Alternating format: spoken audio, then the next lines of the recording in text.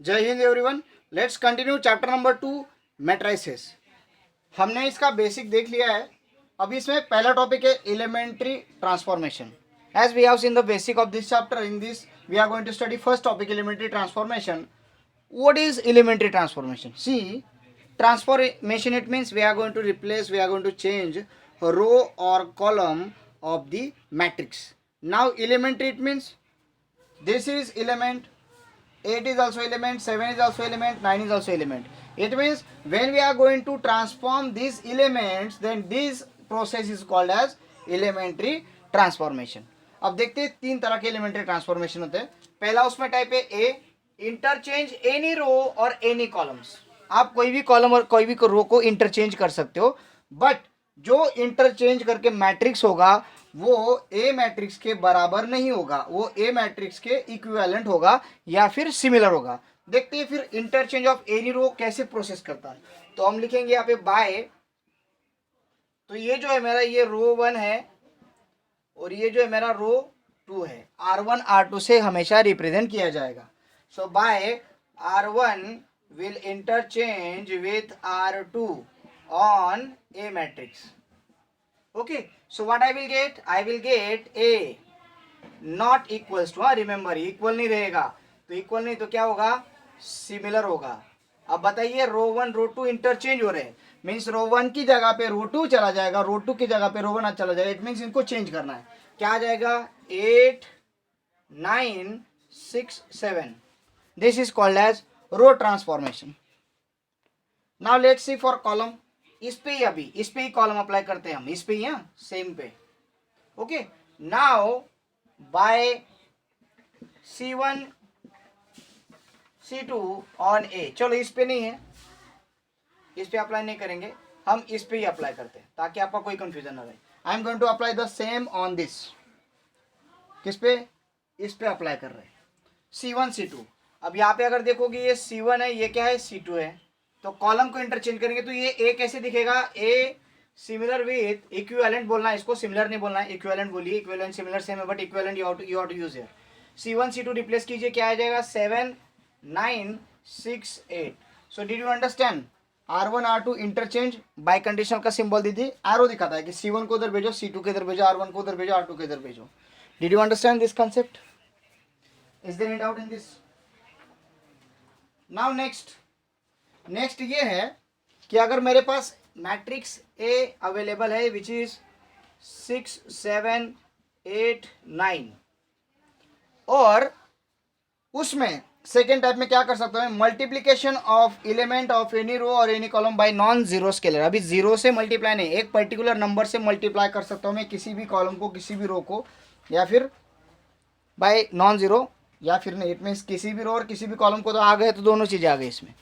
तो रो को भी आप किसी भी नंबर से मल्टीप्लाई कर सकते हो, पर्टिकुलर रो को, या फिर आप पर्टिकुलर कॉलम को भी किसी भी नंबर से ट्रांसफॉर्म कर सकते हो. तो देखते हैं फिर ट्रांसफॉर्मेशन क्या होगा. सो नाउ बाय R2 को मैं ट्रांसफॉर्म कर रहा हूँ. क्या ट्रांसफॉर्म कर रहा हूँ? कि R2 को मैं 3 से मल्टीप्लाई कर दूंगा. तो R2 कैसे दिखेगा? R2 will be transform in the form of 3 times R2. तो देखते हैं फिर A कैसे दिखेगा? Similar equivalent. R2 कौन सा है आपका? ये है रो 1, ये है रो 2. रो 2 को कितने से मल्टीप्लाई करना है? R2 will be converted, will be transform by 3 times of R2. So R2 जो है उसको कितने से मल्टीप्लाई करेंगे? 3 से मल्टीप्लाई करेंगे. तो it is equivalent 6 7. Now 3 will multiply with 8, so it will become 24, and 3 will multiply with 9, so it will become 27. So did you get this transformation? Yes. Similarly we can do this for column. यहाँ पे column के लिए करके देखते हैं इस पे. Yes, यहाँ पे ऑन ए लिखना भूल गया मैं. लिखा नहीं लिखा कोई फर्क नहीं पड़ता, ऐसा नहीं. क्या पर आपका कोई सीक्वेंस में वही मैट्रिक्स चल रहा है तो आप डायरेक्टली उस पर बाय दिस आप करके चल सकते हो. अब कॉलम का करके देखते हैं. Bye C1 transform to C1. C1 को कितने से मल्टीप्लाई करना है? 2 से. सो A इक्विवेलेंट विथ 2 से, ये कॉलम 1 है, इसको 2 से मल्टीप्लाई करना. 6 2 12, 8 2 16, 7 9 एज इट इज. ये हो गया elementary transformation of second type. अब थर्ड टाइप क्या है? Adding the scalar multiple of all the elements of any row to the corresponding elements of any row or any column. आपको क्या करना है, ऐड करना है किसी भी रो को किसी भी रो के साथ या फिर किसी भी रो का स्केलर मल्टीपल. देखते हैं क्या कर सकते हैं. बहुत सारे टाइप है इसमें, मैं सिर्फ रो पे एक्सप्लेन कर दूंगा, आपको कॉलम पे ये चीजें समझ लेनी. कॉलम पे भी सेम चीजें अप्लाई रहेंगी क्योंकि यहाँ पे जगह कम है, इसमें बहुत छोटे छोटे कंसेप्ट है. सो मैं ए ले रहा हूँ, अभी अलग मैट्रिक्स कर लेता हूँ 1 2 3 4, ये मैट्रिक्स है. अब मुझे क्या करना है, एडिंग स्केलर मल्टीपल ऑफ रो, किसी भी रो का स्केलर मल्टीपल मीन्स कितना भी टाइम्स आप दूसरे रो में ऐड कर सकते हो. For example what I am going to do here, कि अगर आपको किसी भी रो का 2 टाइम्स करना है 3 टाइम्स करना है तो आप कर सकते हो. तो जिसमें आपको चेंजेस करने हैं वो देखिए. अभी समझ लीजिए मुझे रो 1 में चेंजेस करने हैं तो मैं क्या करूंगा, मैं लिखूंगा बाय R1. R1 में क्या चेंजेस हो रहे हैं भाई, तो R1 में मैं R2 को ऐड कर दे रहा हूं. R1 में क्या ट्रांसफॉर्मेशन हुआ, R1 R2 की एडिशन R1 की जगह पे लिखी जाएगी.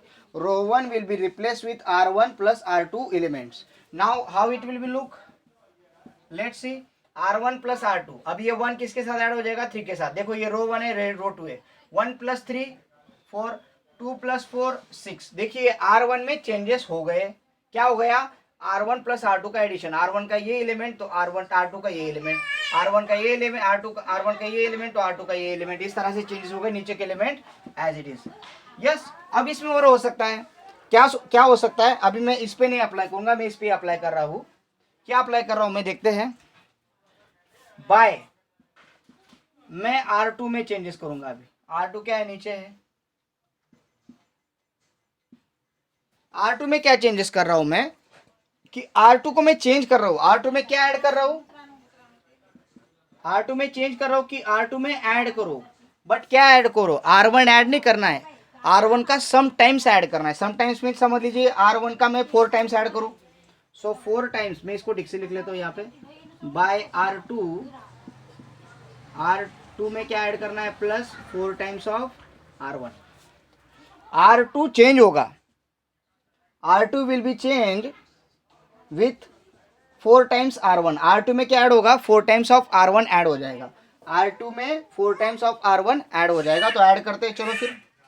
सो A इक्विवेलेंट विथ, अब R1 में कोई चेंजेस नहीं तो R1 as it is.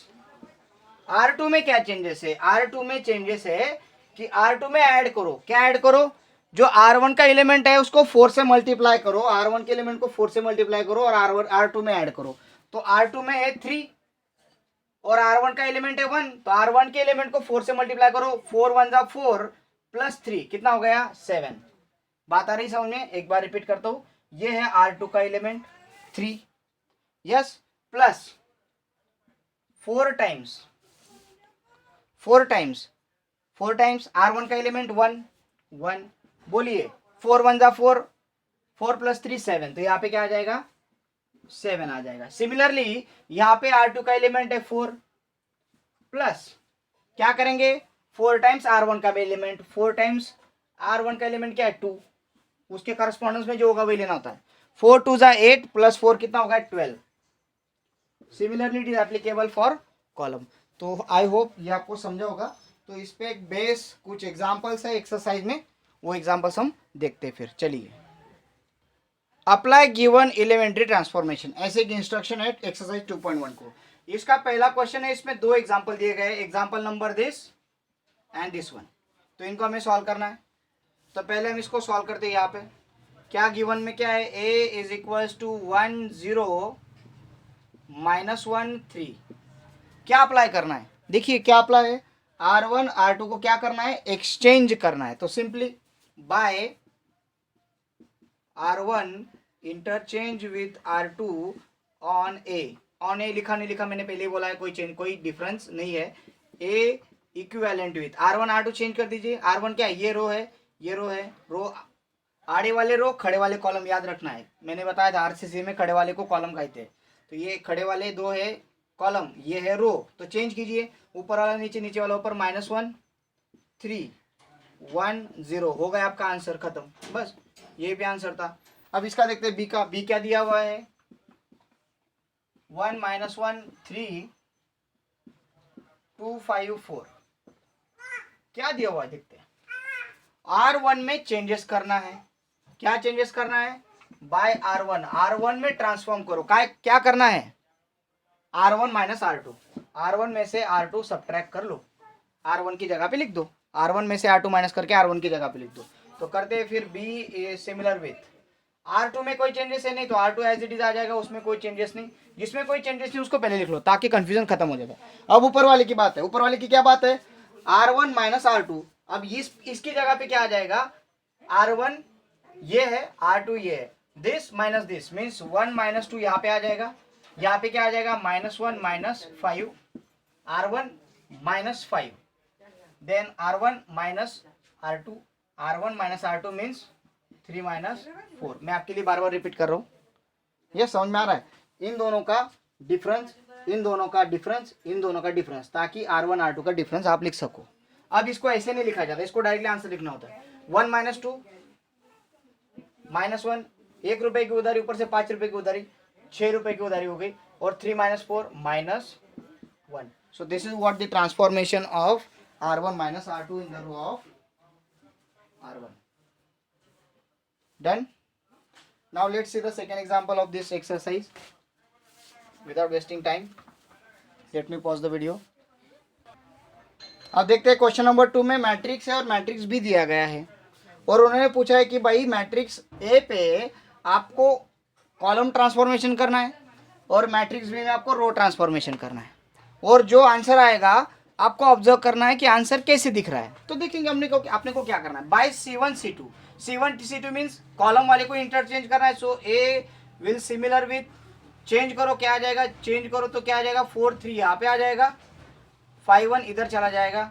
Column है तो कॉलम को इंटरचेंज कर दिया, 5 1 will shift here, shifted, 4 3 will shift here, shifted. Done हो गया। Okay, now the next R1 R2, तो R1 ये है और R2 ये है, तो ये दोनों को इंटरचेंज करना पड़ेगा। Be similar with, be equivalent with क्या आ जाएगा, 4 5 3 1। अब बताइए ये दोनों में क्या सेम दिख रहा है आप लोगों को, क्या ऑब्जर्वेशन आप कर रहे हो? ये मैट्रिक्स और ये matrix both are equal, so therefore